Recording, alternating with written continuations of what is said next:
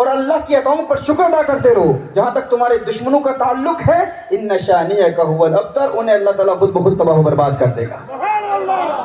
اب ابتر کون ہے؟ یہاں پر ایک کوشچن مارک ہے. ذکر نہیں ہوا کہ ابتر ہے کون. اس کا جواب آگے والی صورت میں آ گیا. ابتر جو ہر خیر سے محروم رہے گا, ہر خیر سے محروم ہے, وہ ہے کون؟ ذہن میں سوال پیدا ہوتا ہے. اللہ نے فرمایا ان شانئک هو الابتر, محبوب یہ تیرا دشمن ہے, وہی ابتر ہے, وہی ہر خیر سے محروم ہے. وہ ہے کون؟ یہاں کوشچن مارک ہے. اس کا آگے جواب ہے قل یا ایھا الکافرون. یہاں جواب آ گیا کہ وہ کفار ہیں. تو دیکھیے, جب شان بیان کی جاتی ہے, جس کی بایوگرافی لکھی جاتی ہے اس کی شان بیان کی جاتی ہے, شان بیان کرنے کے بعد پھر اس کے دشمنوں کا ذکر آتا ہے کہ اس کے دشمن کون ہیں, کن کے ساتھ مقابلہ ہے. فرمایا قل یا ایھا الکافرون لا اعبد ما تعبدون. یہاں کفار کا ذکر آ گیا. یہاں مکی زندگی کا ذکر مکمل ہوتا ہے. یہ 5 صورتیں مکہ مکرمہ کے متعلق ہیں. اس کے بعد پھر مدنی زندگی کا آغاز آتا ہے. اذا جاء نصر اللہ والفتح ورأيت الناس يدخلون في دين الله افواجا. یہ فتح و نصرت کا وقت آتا ہے, یہاں اس کا ذکر آتا ہے. محبوب آپ کو اللہ جل وعلا کس طرح فتح سے امکنار فرمائے گا جب لوگ فوج در فوج آپ کے ساتھ شامل ہوتے چلے جائیں گے. اور جب وہ عروج ملتا ہے تو پھر سارے دشمن تباہ و برباد ہو جاتے ہیں. تبت یدا ابی لہب وتب ما اغنى عنه ماله وما كسب. یہاں پر سیرت مصطفیٰ صلی اللہ علیہ وسلم مکمل ہوتی ہے. پھر سورہ اخلاص سے, سورۃ التوحید سے توحید کا ذکر شروع ہوتا ہے. قل هو اللہ احد اللہ الصمد لم یلد ولم یولد ولم یکن له کفوا احد. یہاں بھی دیکھیں, یہاں فرمایا, یہاں ذہن میں ایک سوال پیدا ہوتا ہے کہ تبت یدا ابی لہب وتب. یہاں پر قل نہیں آیا, قل یہ نہیں فرمایا محبوب آپ فرما دیجئے, لیکن سورہ اخلاص میں آیا قل هو اللہ احد. محبوب آپ فرما دیجئے اللہ ایک ہے. اسی طرح سورہ الکوثر میں بھی قل نہیں آیا, محبوب آپ فرما دیجئے کہ اللہ نے آپ کو الکوثر عطا فرمایا. وہاں یہ نہیں فرمایا محبوب آپ فرما دیجئے, لیکن جب توحید کا ذکر آیا فرمایا محبوب آپ فرما دیجئے. کیوں؟ یہاں قل ہے, سورہ کوثر میں بھی قل نہیں ہے, اور تبت یدا ابی لہب وتب میں بھی قل نہیں ہے. یہ نہیں فرمایا محبوب آپ فرما دیجئے. کیوں؟ اس میں بھی ایک حکمت ہے. اچھا, ان کا ربط دیکھیں, کارلیشن دیکھیں, وزن دیکھیں, قرآن کریم کی آیات کا سجا دیکھیں. تبت یدا ابی لہب وتب ما اغنى عنه ماله وما كسب سيصلى نارا ذات لهب وامرأته حمالة الحطب في جيدها حبل من مسد. قل هو الله أحد الله الصمد لم يلد ولم يولد ولم يكن له كفوا أحد. دیکھا نا, وزن ایک ہے, ایک ہی ترتیب ہے. کیوں؟ کیونکہ ان میں بھی ربط ہے, بڑا خوبصورت ربط ہے. اب توجہ فرمائیں گے تو آپ کو اب محسوس ہوں گے انشاءاللہ. اور سورہ الکوثر میں بھی, سورہ الکوثر اور سورہ اخلاص, یہ 2 صورتیں جنہیں ہر شخص پیار کرتا ہے. ان کی محبت اللہ جل وعلا نے بچے بچے کے دل میں ڈال دی ہے. ہر شخص جانتا ہے نا سورہ الکوثر, ہر ایک کو آتی ہے, ہمارے بچے بچے کو آتی ہے. سورہ توحید, سورہ اخلاص بچے بچے کو آتی ہے. کیوں؟ ایک تو یہ دیکھیں, سورہ اخلاص میں اللہ کے گستاخوں کا رد ہے, اور سورہ کوثر میں حضور کے گستاخوں کا رد ہے. کیوں؟ سورہ کوثر کا پس منظر کیا ہے؟ گستاخوں نے کہا کہ حضور کا بیٹا نہیں ہے, تو اب نسل کیسے چلے گی؟ بیٹا نہیں ہے تو اب نسل کیسے چلے گی؟ جب تک زندہ رہیں گے کچھ لوگ چاہنے والے ساتھ ہوں گے, لیکن اب کوئی جانشینی نہیں ہے. کیونکہ عرب کو اپنے بیٹوں پہ بڑا ناز ہوا کرتا تھا, تو وہ کہتے تھے کہ یہ نسل ہماری چلے گی تو بیٹوں کے ذریعے چلے گی. تو اب بیٹے پردہ فرما چکے ہیں. اس بات پر ہم سب کو غور کرنا چاہیے, سوچنا چاہیے کہ بیٹے کا فوت ہو جانا, بچوں کا فوت ہو جانا کس قدر صدمے کا باعث ہوتا ہے. میرے آقا صلی اللہ علیہ وآلہ وسلم کے کتنے بچے ہیں؟ کیا آپ کو علم ہے؟ نہیں, 7 بچے ہیں. دیکھیے, سب سے پہلے جناب قاسم رضی اللہ تعالی عنہ, پھر سیدتنا زینب رضی اللہ تعالی عنہ, پھر سیدنا عبداللہ رضی اللہ تعالی عنہ, پھر سیدتنا ام کلثوم رضی اللہ تعالی عنہ, پھر سیدتنا فاطمہ الزہراء رضی اللہ تعالی عنہ, پھر سیدتنا رقیہ رضی اللہ تعالی عنہ, اور پھر مدنی زندگی میں ماریہ قبطیہ, ان کے بطن سے جناب ابراہیم رضی اللہ تعالیٰ عنہ، یعنی حضرت سیدتنا خدیجہ الکبریٰ رضی اللہ تعالیٰ عنہ کے وطن سے 6 بچے ہیں، 6 صاحبزادے اور صاحبزادیاں، اور پھر مدنی زندگی میں ایک بیٹے جناب ابراہیم رضی اللہ تعالیٰ عنہ۔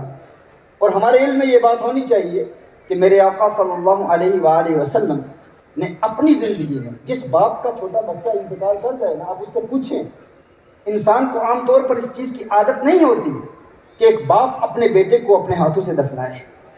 عام عادت کیا ہے؟ بچے اپنی والدین کو دفناتے ہیں، والدین بچوں کو نہیں دفناتے۔ لیکن یہ واقعہ میرے آقا صلی اللہ علیہ وسلم کی زندگی میں بار بار پیش آیا، ایک مرتبہ نہیں۔ سیدتنا فاطمہ الزہرا رضی اللہ تعالی عنہ کے علاوہ میرے آقا صلی اللہ علیہ وسلم نے اپنے سارے بچوں کو خود دفنایا ہے۔ سب کا انتقال میرے آقا کی زندگی میں ہو گیا، اور میرے آقا صلی اللہ علیہ وسلم کو کس قدر صدمہ پہنچا ہوگا اب سوچ سکتے ہیں، اب غور کر سکتے ہیں اس بات پر۔ جن کا بچہ چھوٹا کوئی دنیا سے چلا گیا ہے، اس باپ سے پوچھیں جو اپنے ہاتھ سے اپنے بچے کو قبر میں دفن کرتا ہے، اس وقت اس کے دل پر کیا بیت رہی ہوتی ہے، وہ بات باپ ہی محسوس کر سکتا ہے۔ یہ واقعہ میرے آقا صلی اللہ علیہ وسلم کی زندگی میں بار بار پیش آیا۔ لیکن جب کوئی اپنا فوت ہو جائے نا، تو اس وقت انسان چاہتا ہے کہ کوئی قریبی رشتہ دار ہو، وہ تسلی دے، کوئی غم میں شریک ہو۔ میرے آقا صلی اللہ علیہ وسلم کے دادا کا پہلے سے انتقال ہو گیا، والد کا انتقال ہو گیا، والدہ کا انتقال ہو گیا۔ میرے آقا صلی اللہ علیہ وسلم کی زوجہ سیدتنا خدیجہ الکبریٰ رضی اللہ تعالیٰ عنہ، ان کا بھی انتقال ہو گیا۔ اس وقت جب ایک ننھے شہزادے کا انتقال ہوا تو ابو لہب خوشیاں منا رہا ہے، جشن منا رہا ہے۔ میرے آقا صلی اللہ علیہ وسلم کا گھر کیسے ہے؟ جس طرح ہندو پاک میں ہمارے عام گھر ہوتے ہیں، باہر دروازہ ہوتا ہے، دروازے کے اندر سے آپ داخل ہوتے ہیں تو سامنے صحن ہوتا ہے، اور وہ جو صحن ہوتا ہے اس پر چھت نہیں ہوتی، پھر صحن کے پیچھے کبھی کبھی برآمدہ ہوتا ہے، اور پھر پیچھے کمرے ہوتے ہیں، وہ گویا کہ آپ کی بیڈ رومز ہوتی ہیں۔ اور جو صحن ہوتا ہے وہ صحن گویا کہ آپ کی بیٹھک ہوتی ہے، اس پہ چھت نہیں ہوتی، تو وہاں پر آپ بیٹھتے ہیں، وہیں آپ کے کھانے کی جگہ بھی ہوتی ہے۔ کبھی کبھی گرمیوں میں آپ سامنے گھر میں صحن میں بیٹھ کے کھانا بھی کھاتے ہیں، اور کبھی کبھی آپس میں بات چیت بھی وہیں کرتے ہیں، بیٹھک بھی وہیں ہوتی ہے۔ سلیپنگ بیڈ روم جو ہوتی ہے وہ پیچھے ہوتی ہے۔ میرے آقا صلی اللہ علیہ وسلم کا گھر بھی ایسا ہے، گھر کے اندر داخل ہوں تو آگے صحن ہے، پیچھے کمرے ہیں۔ وہ جو صحن ہے اس میں آپس میں صحابہ اکرام علیہ رضوان سے باتیں ہوا کرتی۔ ابھی میرے آقا صلی اللہ علیہ وسلم کے بیٹے کا انتقال ہوا ہے، ننھے بچے کا انتقال ہوا ہے، اور سب سے قریبی جو رشتہ دار ہے، حقیقی چچا، وہ ازلی بدبخت ابو لہب، وہ حضور اکرم صلی اللہ علیہ وسلم کا سب سے بڑا دشمن ہے۔ اب درمیان میں صرف ایک دیوار ہے، گھر کے درمیان ایک ہی دیوار ہے، ابو لہب کا گھر اور حضور اکرم صلی اللہ علیہ وسلم کا گھر۔ تو جو باتیں وہاں ہو رہی ہیں وہ آوازیں یہاں پہنچ رہی ہیں، اور جو باتیں یہاں ہو رہی ہیں وہ آوازیں وہاں پہنچ رہی ہیں۔ اب سوچ سکتے ہیں کہ ایک ننھے شہزادے کا انتقال ہوا اور حضور اکرم صلی اللہ علیہ وسلم کا حقیقی چچا اس وقت ایک ننھے بچے کی موت پر جشن منا رہا ہے۔ اس وقت میرے آقا صلی اللہ علیہ وسلم کے دل پر کیا بیت رہی ہوگی، کتنا بڑا صدمہ پہنچا ہے۔ اس کیفیت میں ایک روایت کی روشنی میں پیش کر رہا ہوں اس تفصیل کو۔ اس کیفیت میں میرے آقا صلی اللہ علیہ وسلم صحابہ کے سامنے موجود ہیں، اور اچانک نبی کریم صلی اللہ علیہ وسلم انتہائی پریشانی کی کیفیت میں ہیں۔ حضور اکرم صلی اللہ علیہ وسلم اپنا سر جھکا لیتے ہیں، وہی کیفیت طاری ہوتی ہے، سر جھکاتے ہیں پھر سر اٹھاتے ہیں۔ میرے آقا صلی اللہ علیہ وسلم کے لبوں پر تبسم کی کھلکھلاہٹ نظر آتی ہے، حضور مسکرا رہے ہیں۔ صحابہ عرض کرتے ہیں یا رسول اللہ صلی اللہ علیہ وسلم آپ کیوں مسکرا رہے ہیں؟ میرے آقا صلی اللہ علیہ وسلم نے ارشاد فرمایا اس وقت مجھ پر ایک ایسی صورت نازل ہوئی ہے جو مجھے تمام دنیا اور دنیا میں جو کچھ ہے ہر اس چیز سے زیادہ پیاری وہ صورت ہے۔ وہ صورت کون سی ہے؟ وہ سورہ کوثر ہے۔ وہ سورہ کوثر سے پیار ہے، کیونکہ سورہ کوثر نے حضور کو خوش کر دیا۔ اللہ نے ارشاد فرمایا محبوب میں نے بیٹا لیا ہے، یہ نہ دیکھ لیا کیا ہے، یہ دیکھ دیا کیا ہے۔ محبوب یہ جسمانی بیٹا ایک لیا ہے، لیکن تو دیکھے گا 1400 سال بعد بھی بنگلہ دیش کی گلیوں میں تیرے روحانی فرزند بنگلہ دیش کو چمکائیں گے اور تیری عظمتوں کے ترانے الاپیں گے۔ کوثر عطا کیا ہے۔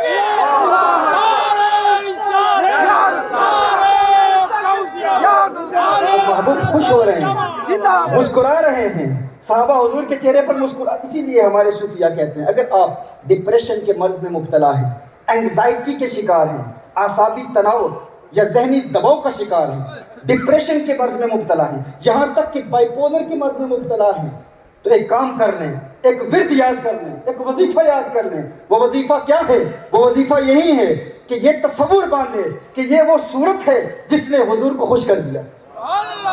یہ وہ صورت ہے جب نازل ہوئی تو حضور اکرم صلی اللہ علیہ وسلم کے لبوں پر تبسم کی کھلکھلاہٹ تھی, حضور مسکرا رہے تھے. اس صورت نے حضور کو خوش کر دیا ہے, تو اس صورت کو پڑھیں اور اس صورت کو یاد کریں. کیا سننے میں کیا عرض کر رہا ہوں؟ سین کی بھی صورت ہوتی ہے, صاد سے بھی صورت ہوتی ہے. اس صورت کی تلاوت کریں اور اس صورت کا تصور باندھیں. صورت کا تصور, صورت مصطفیٰ صلی اللہ علیہ وسلم کا تصور باندھ کر اس صورت کی تلاوت کریں اور حضور اکرم صلی اللہ علیہ وسلم کے لبوں پر تبسم کی کھلکھلاہٹ کا تصور کریں کہ حضور پر جب یہ صورت نازل ہوئی تو حضور مسکرا رہے تھے. حضور کی مسکراہٹ کا تصور باندھ کے کثرت سے سورۃ الکوثر پڑھتے رہیں. اللہ جل وعلا ڈپریشن کے مرض سے آپ کو آزاد کر دے گا. ڈپریشن ختم ہو جائے گا, اینگزائٹی ختم ہو جائے گی, اعصابی تناؤ ختم ہو جائے گا, ذہنی دباؤ ختم ہو جائے گا. کوئی بھی آپ کے گھر میں کوئی مرد ہو, کوئی بچہ ہو, کوئی عورت ہو, ڈپریشن کے مرض میں مبتلا ہے, اسے کہو حضور کی صورت کو یاد کرتے رہو, حضور کے چہرے پر تبسم کی کھلکھلاہٹ کا تصور باندھ کے یہ صورت پڑھو, ڈپریشن ختم ہو جائے گا. یہ نوازش ہے, یہ عنایتیں, غم دو جہاں سے چھڑا دیا, غم مصطفیٰ تیرا شکریہ, مجھے جینا مرنا سکھا دیا. مصطفیٰ تیرا شکریہ, ان کے نثار کوئی کیسے ہی رنج میں ہو. نہیں, اعلیٰ حضرت کو نہیں سننا چاہتے, ٹھیک ہے میں کچھ اور پڑھتا ہوں. پتہ ہی نہیں چل رہا یار, میں محسوس ہی نہیں کر رہا. مجھے محسوس ہونا چاہیے, پتہ چلے گا. ان کی مہک نے دل کے غنچے کھلا دیے ہیں, جس راہ چل دیے ہیں کوچے بسا دیے ہیں. ان کے نثار کوئی کیسے ہی رنج میں ہو, جب یاد آ گئے ہیں سب غم بلا دیے. جب یاد آ گئے سب غم بلا دیے.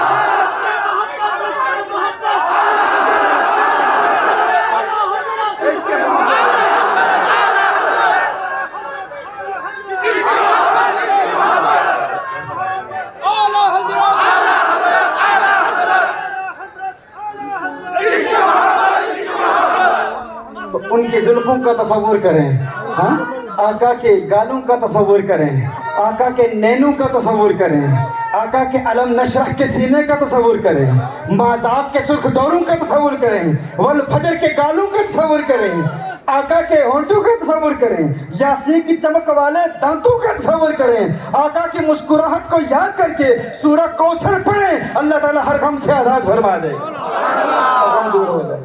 تو یہاں سورہ کوثر کا ذکر ہے. سورہ کوثر کیسے غموں سے آزاد کر دیتی ہے.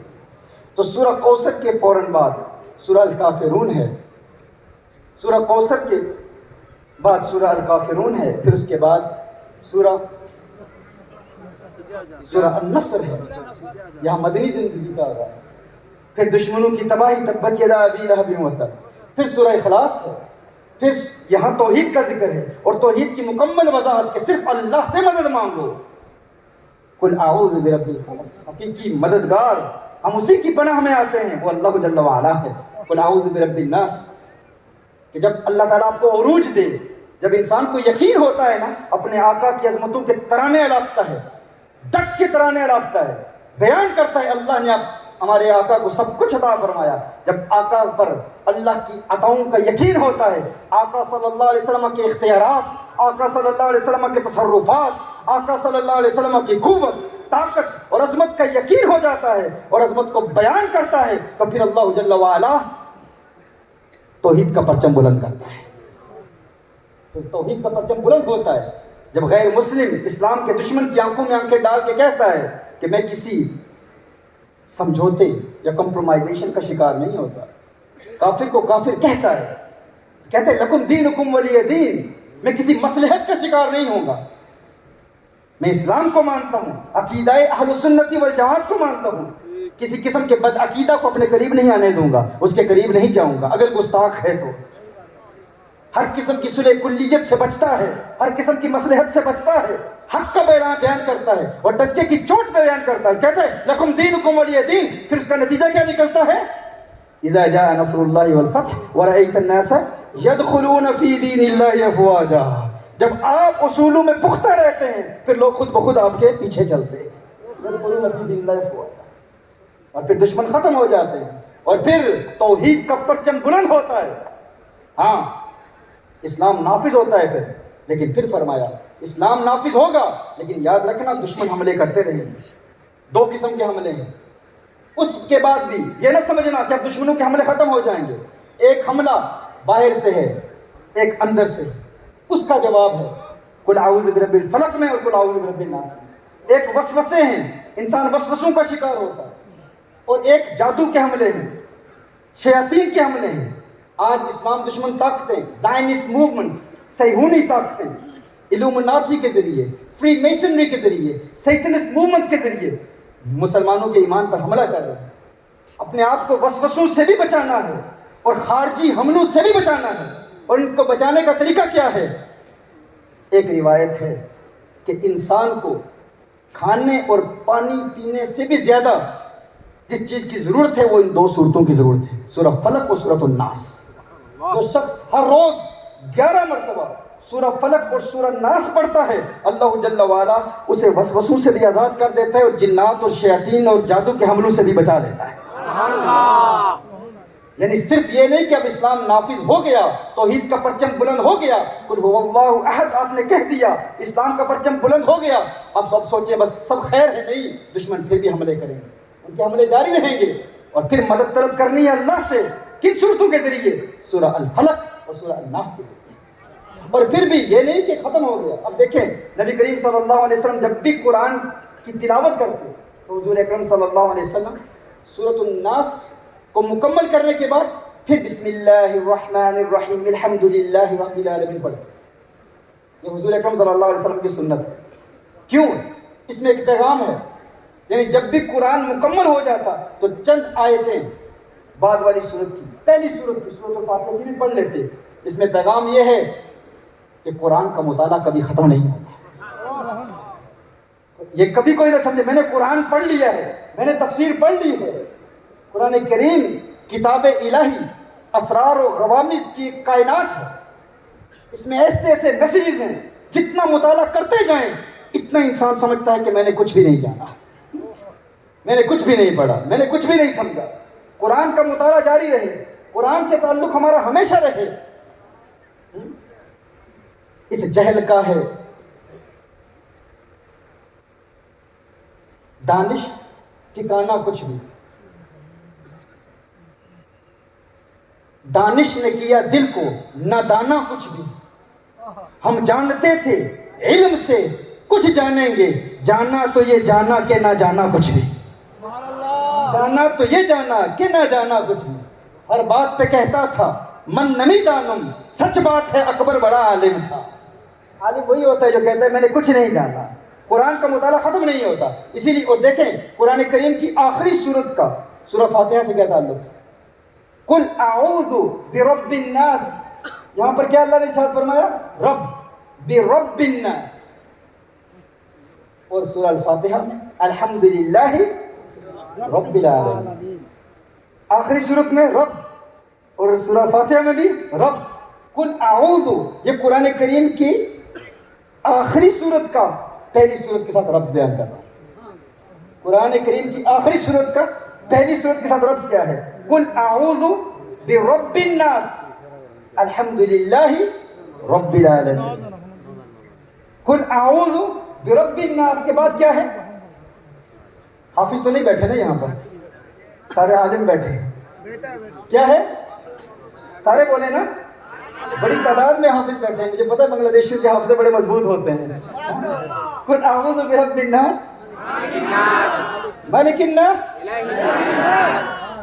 یہ دیکھیں قل اعوذ برب الناس الحمدللہ رب العالمین مالک الناس مالک یوم الدین مالک یوم الدین الہ الناس ایاک نعبد وَإِيَّاكَ نَسْتَعِينُ. الہ کسے کہتے ہیں؟ جس کی عبادت کی جائے، کہ وہی عبادت کا لائق ہے. جو عبادت کا لائق ہو اسے الہ کہتے ہیں. فرمایا إِيَّاكَ نَعْبُدُ، ہم تیری ہی عبادت کرتے ہیں. یہ آخر کا شروع سے تعلق ہے.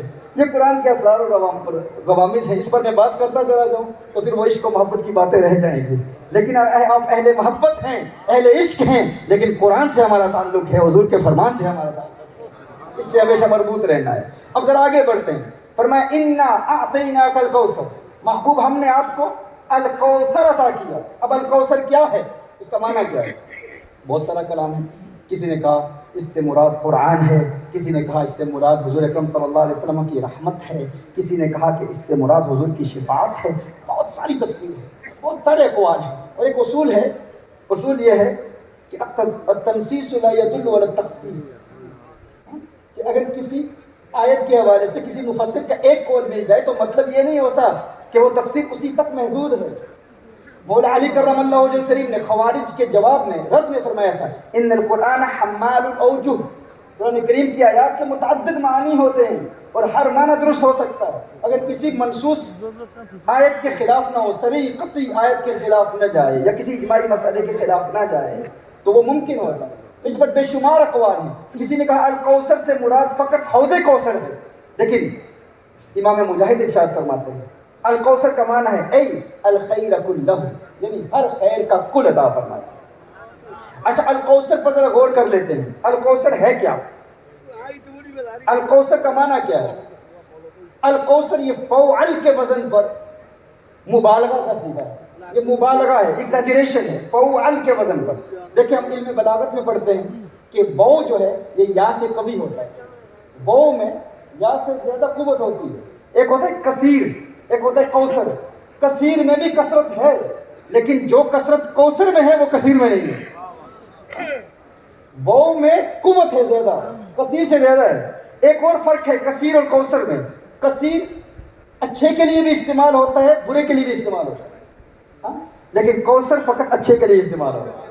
آپ کہتے ہیں نا، آپ کہیں فلاں کے پاس کثیر نیکیاں ہیں، درست ہے. فلاں کے پاس کثیر گناہ ہیں، یہ بھی درست ہے. فلاں کے پاس کثیر حلال مال ہے، صحیح ہے. فلاں کے پاس کثیر حرام مال ہے، پھر بھی صحیح ہے، کیونکہ کثیر اچھے اور برے دونوں کے لیے استعمال ہوتا ہے. لیکن کوثر فقط اچھے کے لیے استعمال ہوتا ہے.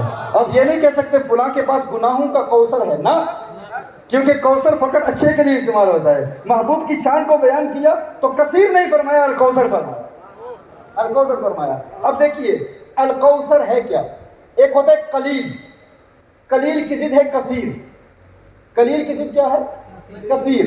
کثیر کے بعد آتا ہے اکثر. اکثر کے بعد ایک مبالغے کا صیغہ ہے، فعال کے وزن پہ آتا ہے، کثار. اور ایک وزن ہے کثار، فعال کے وزن پر. اور اس کے بعد آتا ہے کوثر، اور کوثر کے بعد آتا ہے الکوثر. الکوثر. اب تھوڑا اس کا ایکو بڑھائیں گے، ذرا اس میں جان پیدا کریں گے. آواز میری ذرا بند ہے تو اعلیٰ حضرت کے اشعار پھر مجھے آئیں گے نا، اور مجھے آواز بلند بہت کرنی پڑ رہی ہے ابھی. ہاں تو ایک ہوتا ہے قلیل. قلیل کے بعد اس کی ضد کیا ہے؟ کثیر. کم من فئۃ قلیلہ غلبت فئۃ کثیرہ. تو قلیل کی ضد کیا ہے؟ کثیر ہے. ایک ہوتا ہے قلیل، یہ اس کے لیے جو کہتا ہے میں اپنی انگلیوں پہ شمار کروں گا، بتاؤں گا اللہ نے محبوب کو کتنا دیا کتنا نہیں دیا. میں جانتا ہوں اتنا علم غیب دیا، اتنا نہیں دیا، اس اعتبار سے نور ہیں، اس اعتبار سے نور نہیں ہے، اتنے تصرفات دیے، اتنے تصرفات نہیں دیے. ان کا جواب ہے. ایک ہوتا ہے قلیل، ایک ہوتا ہے کثیر. کثیر کے بعد ہے اکثر. پھر کہا جا سکتا ہے کثار یا کثار. پھر کہا جا سکتا ہے کوثر، اور کوثر کے بعد ہے الکوثر، جو بڑی رونت اور بڑے تکبر سے کہتا ہے حضور اکرم صلی اللہ علیہ وسلم مستقبل کے کچھ باتوں کو جانتے ہیں، لیکن سب باتوں کو نہیں جانتے. ہمیں نہیں جانتے، علوم خمسہ نہیں جانتے. اللہ نے علم ما کان وما یکون نہیں عطا فرمایا، کچھ عطا فرمایا. اپنی انگلیوں پر جو شمار کرنے کی کوشش کرتا ہے، اتنا دیا اتنا نہیں دیا، اتنے اختیارات دیے اتنے نہیں دیے، اتنے تصرفات دیے اتنے نہیں دیے. میں کہتا ہوں تو اپنی انگلیوں پر اللہ کی عطاؤں کو شمار کرنے کی کوشش کر رہا ہے کہ تو شمار کر سکتا ہے، تو گن سکتا ہے کہ اللہ نے اپنے حبیب کو کتنا دیا کتنا نہیں دیا. میں تجھ سے پوچھتا ہوں تو اللہ کے الکوثر کو کیسے شمار کر سکتا ہے؟ تجھ سے یہ پوچھنا چاہتا ہوں کیا تو اللہ کے قلیل کو شمار کر سکتا ہے؟ کہ اللہ کا قلیل کتنا ہے، اللہ کے ہاں قلیل کتنا ہے؟ قرآن نے فرمایا قل متاع الدنیا قلیل، محبوب فرما دیجئے اس ساری دنیا میں جو کچھ ہے اللہ کے ہاں قلیل ہے، ساری دنیا میں جو کچھ ہے اللہ کے ہاں کیا ہے؟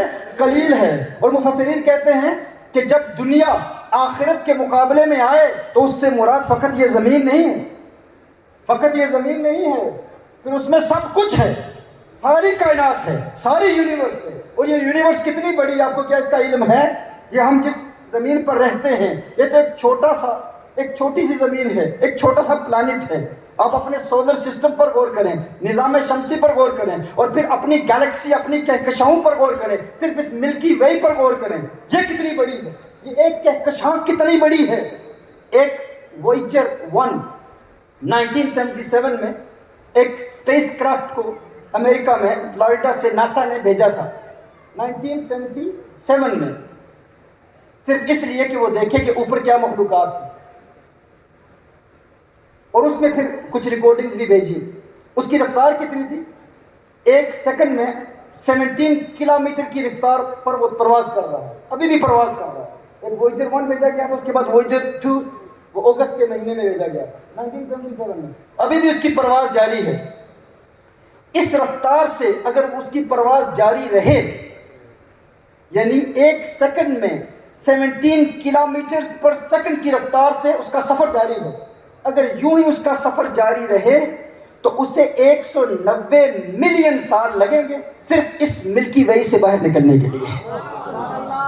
190 million years it would take just to go out of the Milky Way, just one galaxy. And how many galaxies are there in the world? یہ ایک کہکشاں ہے ہماری ملکی وے۔ اس رفتار سے اگر وہ سفر جاری رکھے تو 190 ملین سال لگیں گے صرف اس سے باہر نکلنے کے۔ اور پوری دنیا میں معلوم کائنات میں نون یونیورس، وہ یونیورس جو آبزرویبل ہے، جسے اسٹرانومرز نے ابھی دیکھا ہے، اس سے آگے کیا ہے اللہ جانتا ہے، اللہ کا حبیب جانتا ہے صلی اللہ علیہ وآلہ وسلم۔ جسے اسٹرانومرز نے ابھی دیکھا ہے، اس میں اس ایک کہکشاں جیسی 2 ٹریلین کہکشائیں، یہ ایک کہکشاں ملتی ہوئی۔ اس کو بھیجا کیوں گیا تھا؟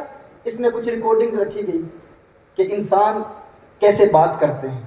اس میں بنگلہ دیشی زبان میں ہیلو کہنے کی آواز بھی ریکارڈ ہو گئی، اردو میں بھی آپ کا کیا حال ہے یہ بات ریکارڈ کر دی، انگلش میں، عربی میں، 55 زبانوں میں آوازیں ریکارڈ کی گئی، اور زمین کی تصویریں نکالی گئی کہ زمین میں جہاز بھی ہوتے ہیں، گاڑیاں یوں چلتی ہیں، تاکہ یہ جب اسپیس کرافٹ آسمانوں میں جائے اور اگر کسی اور پلانٹ میں کوئی زندگی کی کا تصور ہے، کوئی مخلوقات بستی ہیں، تو اگر ان کی ملاقات ان سے ہو جائے، اس اسپیس کرافٹ سے وہ ملیں، تو اس کے اندر سے وہ ریکارڈنگز دیکھیں تاکہ انہیں پتہ چلے کہ زمین پر لوگ کیسے بستے ہیں۔ یہ ان کا ایک تصور تھا، یہ ان کا ایک خیال تھا۔ ہم اس کا انکار کر سکتے ہیں؟ ہم کہہ سکتے ہیں بھائی قرۂ نور بھی ہے، پھر قرۂ نار بھی ہے، پھر آگے جانا ممکن ہے یا نہیں، یہ اور ڈسکشن ہے۔ ہم اسٹرانومرز کی زبان میں بتا رہے ہیں کہ وہ کیا کہتے ہیں، ان کا کیا خیال تھا۔ تو یہ وویجر 1 انہوں نے بھیجا، اور پھر ان کے نزدیک اس کا سفر ابھی جاری ہے۔ اس نے وہاں سے تصویریں بنائی، زمین کی تصویریں بنا کر انہوں نے بھیجی، وہ وہاں سے ڈیٹا بھیج رہے ہیں، یعنی وہ جو وویجر 1 ہے وہ ڈیٹا بھیجتا ہے زمین پر تاکہ زمین والوں کو پتہ چلے، وہاں سے تصویریں بنا کر بھیجتے ہیں۔ اور یہاں سے جو آوازیں بھیجی گئی کہ اگر وہاں کوئی مخلوق بستی ہے، کیونکہ اللہ کی مخلوق تو بہت بڑی ہے۔ غوث اعظم نے کیا فرمایا تھا؟ غوث اعظم نے کیا فرمایا تھا کہ میں نے اپنے ہاتھ کی ہتھیلی پر کیا دیکھا؟ نظر تو بلاد الارض فرمایا یا بلاد اللہ فرمایا؟ بلاد اللہ فرمایا۔ یہ نہیں فرمایا کہ میں نے اپنے ہاتھ کی ہتھیلی پر زمین کے شہروں کو دیکھا، نہیں، فرمایا اللہ کے تمام شہروں کو دیکھا ہے۔ یعنی غوث پاک فقط اس زمین کے شہروں کو نہیں دیکھتے، وہ بغداد میں ہیں تو یہ کہتا ہے بنگلہ دیش والوں کو دیکھتے ہیں یا نہیں دیکھتے، ہندوستان والوں کو دیکھتے ہیں یا نہیں دیکھتے، برطانیہ والوں کو دیکھتے ہیں یا نہیں دیکھتے، وہ بغداد میں ہیں تو کیسے دیکھ سکتے ہیں؟ میں نے کہا عقل کے اندھے، عقل کے ناخن لے، تو نے غوث پاک کے تصرفات کو جانا ہی کہاں ہے، سمجھا ہی کہاں ہے؟ تو ابھی اس چکر میں ہے کہ زمین کے شہروں کو جانتے ہیں یا نہیں، دیکھتے ہیں یا نہیں۔ انہوں نے زمین کے شہروں کا ذکر نہیں کیا، وہ فرماتے ہیں نظر تو الی بلاد اللہ، میں نے اللہ کے شہروں کو دیکھ لیا، یعنی زمین میں جو بستا ہے اسے بھی جانتا ہوں، آسمان میں جو بستا ہے اسے بھی جانتا ہوں، میں ملکی وے کو سارے ستاروں کو جانتا ہوں. یہ اللہ کی مخلوق ہے, یہ تو خدمتگاروں کا مقام ہے, یہ تو غوث پاک کا ہے جو بارگاہ مصطفیٰ صلی اللہ علیہ وسلم کے فیض یافتہ ہیں. تو حضور کی شان کا عالم کیا ہوگا, میرے آقا کا مقام کیا ہوگا. تو یہ دنیا ہے, جب دنیا آخرت کی ضد میں آئے تو اس سے مراد ساری دنیا ہے جو کہتا ہے میں جانتا ہوں اللہ نے اپنے حبیب کو کتنا عطا کیا کتنا نہیں عطا کیا. میں کہتا ہوں دنیا تو بہت بڑی ہے, جب آخرت کے مقابلے میں آئے تو وہ بہت وسیع ہے, بہت بڑی ہے. تو کہتا ہے میں شمار کر سکتا ہوں اللہ نے اپنے حبیب کو کتنا دیا کتنا نہیں دیا. میں تجھ سے یہ پوچھنا چاہتا ہوں, دنیا تو بہت بڑی وسیع ہے, زمین تو بہت وسیع ہے, کیا تو فقط اپنے بنگلہ دیش کی اشیاء کو شمار کر سکتا ہے؟ کیا فقط بنگلہ دیش کی اشیاء کو شمار کر سکتے؟ بنگلہ دیش بھی بہت وسیع ہے بھائی. کیا تو اپنے شہر, اس علاقے کا نام کیا ہے؟ حاجی پارہ. کیا حاجی پارہ کی چیزوں کو تو شمار کر سکتا ہے؟ اس حاجی پارہ آپ کے اس علاقے میں پرندے کتنے ہیں, زمین میں رینگنے والے کیڑے کتنے ہیں, چیونٹیاں کتنی ہیں, مٹی کتنی ہے, مٹی کے ذرات کتنے ہیں, درخت کتنے ہیں, درختوں پر پتے کتنے ہیں, سمندر میں تیرنے والی مچھلیاں کتنی ہیں, آسمان میں پرواز کرنے والے پرندے کتنے ہیں. تم دکان میں چلے جاؤ, دکان میں اناج کتنا ہے بھائی, چاول کتنا ہے, گندم کتنا ہے, سیب کتنے ہیں, مالٹے کتنے ہیں. کیا تم ان تمام چیزوں کو اپنی انگلیوں پر شمار کر سکتے ہو؟ میں کہتا ہوں زمین کا آپ کا یہ حاجی پارہ یہ شہر تو بہت وسیع ہے, تو اپنے گھر کی اشیاء کو شمار نہیں کر سکتا. تیرے گھر میں کیا کیا چیزیں ہیں تو اپنے جسم کی اشیاء کو شمار نہیں کر سکتا. تیرے جسم پر بال کتنے ہیں, تیرے گھر میں مٹی کے ذرات کتنے ہیں, تو نہیں شمار کر سکتا کہ تیرے گھر میں کتنی کتنی چیزیں ہیں. تو کہتا ہے میں جانتا ہوں اللہ نے اپنے حبیب کو کتنا دیا اتنا دیا اتنا نہیں دیا. تو اپنی انگلیوں پر شمار کرنے کی کوشش کرتا ہے. ارے عقل کے اندھے, یہ تو اپنا بنگلہ دیش ہے, بنگلہ دیش کی چیزوں کو شمار نہیں کر سکتا تو پوری زمین کی اشیاء کو کیا شمار کرے گا؟ جب پوری زمین کی اشیاء کو شمار نہیں کر سکتا تو اس کائنات کی اشیاء کو کیا شمار کرے گا؟ اس ملکی وے کی اشیاء کو کیا شمار کرے گا؟ ان پلانٹس کو کیا شمار کرے گا؟ ان کہکشاؤں کو کیا شمار کرے گا؟ ان آسمانی ستاروں کو کیا شمار کرے گا؟ جب تو اپنے گھر کی اشیاء کو شمار نہیں کر سکتا تو پوری دنیا کی اشیاء کو کیا شمار کرے گا؟ اور اس دنیا میں جو کچھ ہے اللہ نے فرمایا کل متاع الدنیا قلیل. فرما دیجیے اس ساری دنیا میں جو کچھ ہے وہ اللہ کے نزدیک قلیل ہے, قلیل. تجھ سے میں پوچھنا چاہتا ہوں, ارے عقل کے اندھے کچھ تو غور کر لیتا. تو اللہ کے قلیل کو شمار نہیں کر سکتا تو اللہ کے کثیر کو کیا شمار کرے گا؟ جب تو اللہ کے قلیل کو شمار نہیں کر سکتا تو اللہ کے کثیر کو کیا شمار کرے گا؟ جب اللہ کے کثیر کو شمار نہیں کر سکتا تو اللہ کے اکثر کو کیا شمار کرے گا؟ جب اللہ کے اکثر کو شمار نہیں کر سکتا تو اللہ کے کسان کو کیا شمار کرے گا؟ جب اللہ کے کسان کو شمار نہیں کر سکتا تو اللہ کے کوثر کو کیا شمار کرے گا؟ اور جب اللہ کے کوثر کو شمار نہیں کر سکتا تو پھر آمنہ کے لال کے الکوثر کو کیا شمار کرے گا؟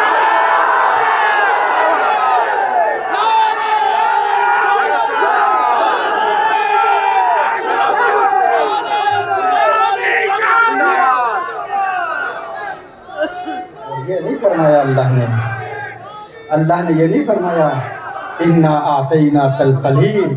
نا, اللہ نے فرمایا انا اعطیناک الکوثر. محبوب ہم نے آپ کو الکوثر عطا فرمایا ہے. تو اللہ کے قلیل کو نہیں سمجھ سکتا, آمنہ کے لال کو جو اللہ نے الکوثر عطا فرمایا اسے کیا سمجھے گا؟ اور الکوثر ہے کیا؟ امام مجاہد فرماتے ہیں اے الخیر کلہ. ہاں, اب الکوثر سے حوض کوثر بھی مراد ہو سکتا ہے, لیکن حوض کوثر اس وسیع الکوثر میں شامل ہے, اس کا ایک فرد ہے, ایک کمپوننٹ ہے.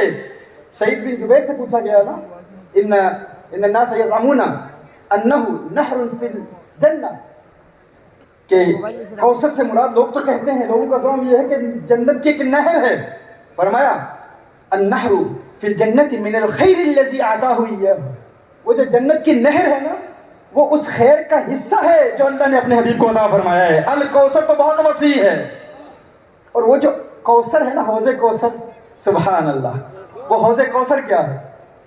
صرف اس کے حسن پر بات کرنا شروع کر دیں تو پوری رات بیت جائے. صرف حوض کوثر جو اللہ نے اپنے حبیب کو عطا فرمایا ہے. تو ایسا کرتے ہیں, ایک تو یہ آج یہ حوض کوثر سے کچھ فیض آج ہم حاصل کرتے ہیں. اس کا ایک طریقہ یہ ہے, ابن جریر نے اور ابن کثیر نے بھی اس روایت کو نقل کیا. سیدہ عائشہ رضی اللہ تعالیٰ عنہ فرماتی ہیں, اب یہ آخرت کا منظر ہے, اگر حوض کوثر سے مراد عند الموقف جو حوض ہے وہ ہے یا جنت والا ہے.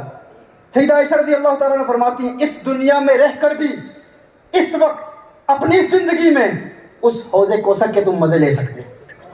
کیسے؟ آج کی اس محفل میں, اس خوبصورت بزم تفسیر قرآن میں آج آپ کو ایک تحفہ دیتے ہیں. وہ تحفہ کیا ہے؟ اپنے کانوں میں انگلیاں ڈال لیں. سب کر رہے ہیں, دیکھیں آپ پیر صاحب آپ کے کر رہے ہیں تو آپ بھی کر لیں سارے. حضرت تھوڑا سا میں بھی ڈالتا ہوں, آپ بھی ڈال دیں, کانوں میں انگلیاں ڈال لیں. کچھ آواز آ رہی ہے آپ کو؟ نہیں آ رہی ہے. آئے گی تھوڑا سا دبائیں. کچھ شاں شاں کی آواز آتی ہے جب آپ دبائیں نا, آتی ہے نا. سیدہ عائشہ رضی اللہ تعالیٰ عنہ فرماتی ہیں, یہ آواز حوض کوثر کے پانی کی ہے, یہ وہاں کے گرتے ہوئے پانی کی ہے. ابن کثیر نے اس کو روایت کیا ہے. دارقطنی نے اسے حضور اکرم صلی اللہ علیہ وسلم کا قول بیان کیا ہے. اپنے کانوں میں انگلیاں ڈالیں جو اس وقت آپ کو آواز آتی ہے, کہا یہ آواز حوض کوثر کے گرتے ہوئے پانی کی آواز ہے. اب ذرا پھر ایک مرتبہ ڈال کے ذرا لطف اندوز ہوں, دبا کے آواز کو سنیں. سیدہ عائشہ رضی اللہ تعالیٰ عنہ ام المومنین ہماری امی نے بتایا ہے, مومنین کی ماں نے یہ بتایا ہے, یہ حوض کوثر سے آواز آ رہی. یہ وہ حوض کوثر ہے میرے آقا صلی اللہ علیہ وسلم نے ارشاد فرمایا جس کے گرد میرے 4 یار ہیں, میرے 4 صحابہ ہیں. ابو بکر ہیں, عمر ہیں, عثمان ہیں, علی ہیں رضوان اللہ تعالی علیہم اجمعین. میرے آقا صلی اللہ علیہ وسلم کی حدیث کا مفہوم پیش کر رہا ہوں. فرمایا اگر کوئی کسی صحابی سے بغض رکھتا ہو, کوئی صدیق اکبر رضی اللہ تعالی عنہ جس جگہ کھڑے ہیں حوض کوثر کے ارد گرد, کوئی وہاں سے پانی لینے کی کوشش کرے لیکن مولا علی کا گستاخ ہو تو صدیق اکبر اسے آگے نہیں جانے دیں گے. اگر کوئی مولا علی کا گستاخ ہو اور صدیق اکبر کے پاس جائے, اے صدیق علی سے میرا کوئی تعلق نہیں, آپ مجھے جانے دے, صدیق اکبر اسے جانے نہیں دیں گے. اور اگر کوئی مولا علی کا گستاخ ہو تو عمر فاروق بھی نہیں جانے دیں گے, عثمان غنی بھی نہیں جانے دیں گے. اور اگر کوئی صدیق کا گستاخ ہو اور علی سے پیار کا دعویٰ کرے کہ مولا علی میں تو آپ سے پیار کرتا ہوں, صدیق سے میرا کوئی تعلق نہیں ہے, تو مولا علی بھی نہیں جانے دیں گے. حوض کوثر سے فیض اسے ہی ملے گا, کوثر کا پانی اسے ہی ملے گا جو صدیق سے بھی پیار کرتا ہے, فاروق سے بھی پیار کرتا ہے, عثمان سے بھی پیار کرتا ہے, مولا علی سے بھی پیار کرتا ہے. اہل سنت ہیں, ہم اہل سنت ہیں, ہم چاروں سے پیار کرتے ہیں, ساروں سے پیار کرتے ہیں. یہ ہمارا عقیدہ ہے. ہم چاروں یاروں کو, سارے یاروں کو مانتے ہیں. سب کا کسی کی بے ادبی ہم برداشت نہیں کرتے. تمام صحابہ, تمام اہل بیت اطہار سے ہم پیار کرتے ہیں. تو میں کیا عرض کر رہا تھا, اب یہ باتوں سے باتیں نکل رہی ہیں. ہاں, تو وہ ایک بات آج کا تحفہ آپ کو ملا کہ کانوں میں انگلیاں ڈال کے اس سے بھی لطف اٹھایا کریں. وہاں کی آوازیں سننا چاہتے ہیں تو یہ آوازیں آپ کو, یہ الکوثر کا فیض ہے. انا اعطیناک الکوثر. اب الکوثر ہے کیا؟ امام مجاہد فرماتے ہیں اے الخیر کلہ, ہر خیر کا کل عطا فرمایا. امام مجاہد کون ہیں؟ یہ مفسر قرآن ہیں, یہ تابعی ہیں, یہ وہ شخص ہے جن کا انتقال سجدے میں ہوا. ابن عباس رضی اللہ تعالی عنہما سے تفسیر قرآن پڑھی, اور ابن عباس رضی اللہ تعالی عنہما نے براہ راست میرے آقا صلی اللہ علیہ وسلم سے قرآن کریم کی تفسیر پڑھی. یہ وہ تابعی ہیں, یعنی انہوں نے ابن عباس سے سیکھا, ابن عباس نے حضور اکرم صلی اللہ علیہ وسلم سے سیکھا. یہ کہتے ہیں, ابن تیمیہ جیسا شخص کہتا ہے اگر تمہیں قرآن کریم کی کسی آیت کی تفسیر پر امام مجاہد کا قول مل جائے فحسبک, تمہارے لیے کافی ہے. یہ امام مجاہد کہتے ہیں.